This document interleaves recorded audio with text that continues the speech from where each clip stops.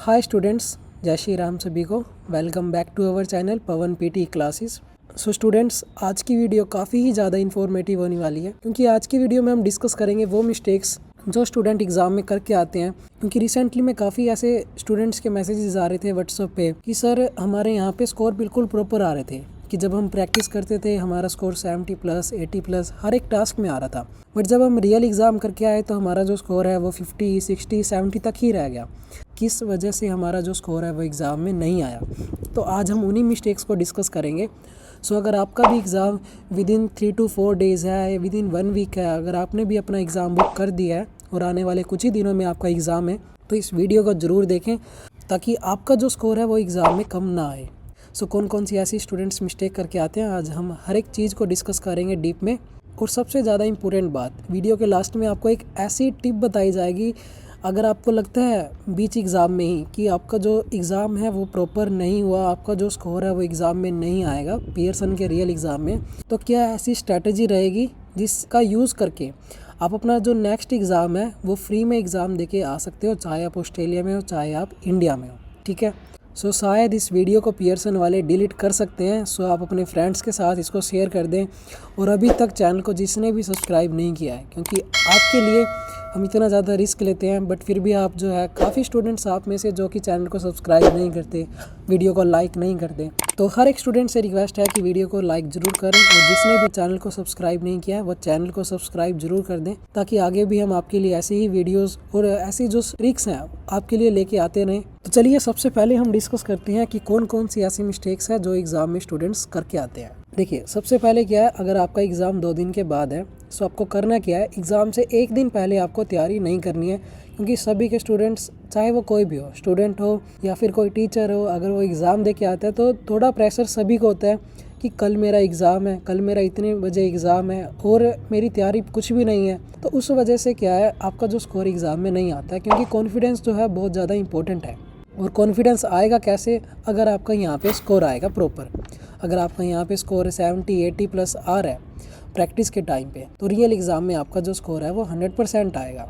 देखो, कोई भी स्टूडेंट है वो खुद की मिस्टेक्स नहीं पता कर सकता कि वो कहाँ पे रोंग है। उसे यही लगेगा कि नहीं, मैंने तो मतलब प्रॉपर तरीके से बोला है, मेरी फ्लुएंसी भी ठीक है, मैंने कहीं पे पॉज भी नहीं रखा, मैंने स्पीड में भी किया है, बट फिर भी मेरा स्कोर नहीं आ रहा। तो उस चीज़ के लिए गाइडेंस की बहुत ज़्यादा ज़रूरत है। आप कहीं मर्जी से गाइडेंस लो, किसी भी ट्यूटर से गाइडेंस लो, अगर वो आपको प्रॉपर तरीके से गाइड कर रहा है तो वो आपके लिए बहुत ज़्यादा बेनिफिशियल है। क्योंकि बार बार एग्ज़ाम देने से अच्छा है कि एक ही बार आप अपनी प्रॉपर तरीके से तैयारी करके एग्ज़ाम दे दो, जिससे कि आपका जो स्कोर है वो एग्ज़ाम में इजीली आ जाएगा। ठीक है, सबसे पहले जैसे मैंने आपको अभी क्या बताया कि आपको एग्ज़ाम से 1 दिन पहले बिल्कुल भी तैयारी नहीं करनी है।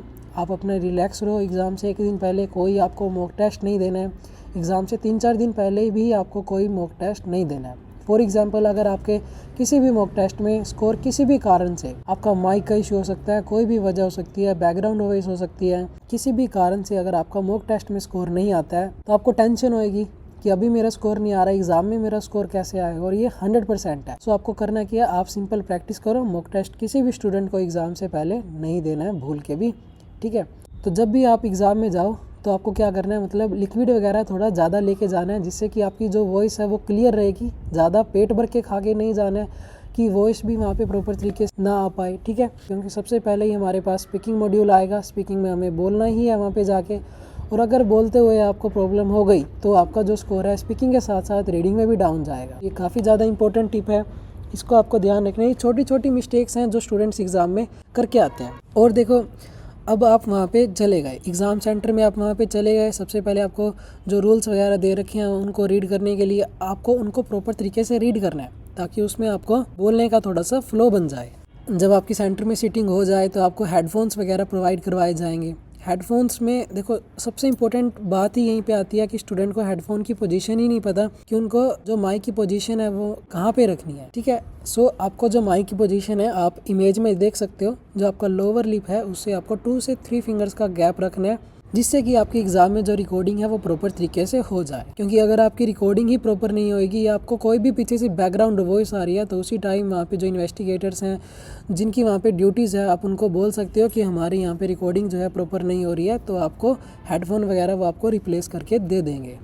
ठीक है, अपने हेडफोन्स वगैरह भी प्रॉपर तरीके से चेक कर लिए। अब जैसे ही एग्ज़ाम वहाँ पे स्टार्ट होता है, आप स्टार्ट करते हो एग्ज़ाम को, सबसे पहले आपके पास ऑप्शन आता है रिकॉर्डिंग चेक करने का, कि आप बोलो और अपनी रिकॉर्डिंग जो है वहाँ पे चेक करो। वॉल्यूम वगैरह आपको प्रॉपर तरीके से सेट कर लेनी है, ना तो ज़्यादा आपको हाई करनी है, ना ही ज़्यादा आपको लो करनी है, जिससे कि आपको प्रॉब्लम हो। आपको अराउंड 70 to 80% तक वहाँ पे वॉल्यूम करके आनी है, ठीक है।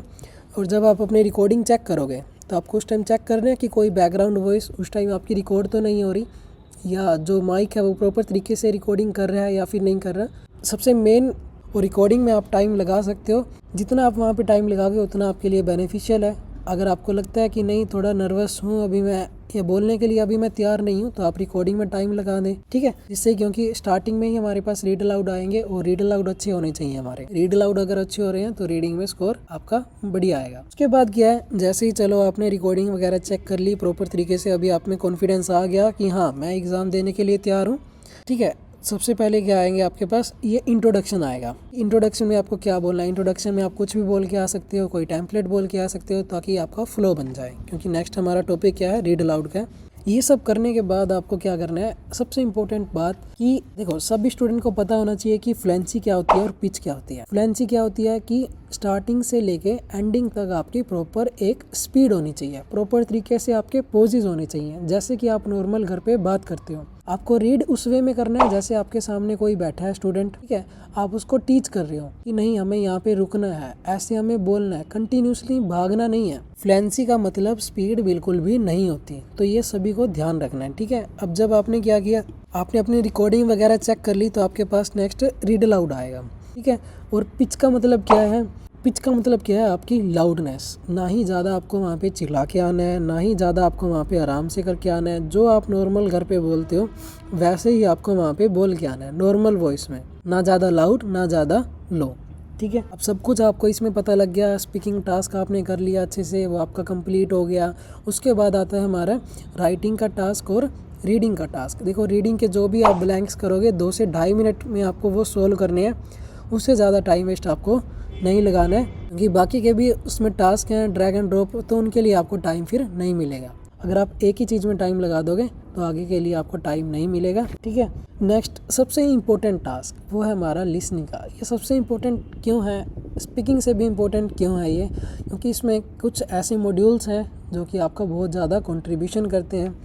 जैसे कि हमारे पास आता है इसमें सबसे पहले समराइज स्पोकन टेस्ट प्रॉपर है, टेम्पलेट आपके पास है, कौन सा टेम्पलेट वर्किंग में है, तो प्रॉपर उसमें आपको कीवर्ड्स वगैरह फ्रेजेस लगा के आप एग्ज़ाम में उसको करके आ सकते हो, ठीक है। उसके बाद हमारा आता है लिसनिंग के फिलिंग द ब्लैंक्स। ये इंपॉर्टेंट क्यों है, अभी देखो सबसे पहले रिकॉर्डिंग प्ले हुई, आपने अपने जो कीवर्ड्स हैं, आपने जो आपको मार्कर वगैरह प्रोवाइड करवाया गया था वो आपने नोट कर लिया। अभी आपने अपने कीवर्ड नोट कर लिए, उसके बाद आपको क्या करना है, आपको टाइप करने में ज़्यादा टाइम वहाँ पे नहीं लगाना, हर एक स्पेलिंग को चेक करने में ज़्यादा टाइम नहीं लगाना, ठीक है। ज़्यादा टाइम अगर आपने उसमें वेस्ट कर दिया फिलिंग द ब्लैंक्स में, तो आपको डिक्टेशन के लिए टाइम नहीं मिलेगा। क्यों नहीं मिलेगा, क्योंकि देखो जो जितने भी हाईलाइट इनकरेक्ट है, मल्टीपल चॉइस है, उनकी खुद की एक रिकॉर्डिंग है प्रॉपर, और उनको हम स्किप नहीं कर सकते जब तक रिकॉर्डिंग में प्ले ना हो जाए, ठीक है। और सबसे इम्पोर्टेंट क्या है, अभी चलो आपने टाइम सेव कर लिया वहाँ पे, तो अब जब डिक्टेशन की बारी आई आपने वहाँ पे एक्स्ट्रा वर्ड्स वगैरह सब कुछ लगा दिए, किसी की कोई नेगेटिव मार्किंग नहीं है, एक्स्ट्रा वर्ड आप लगा सकते हो। आपने एक्स्ट्रा वर्ड्स लगा दिए,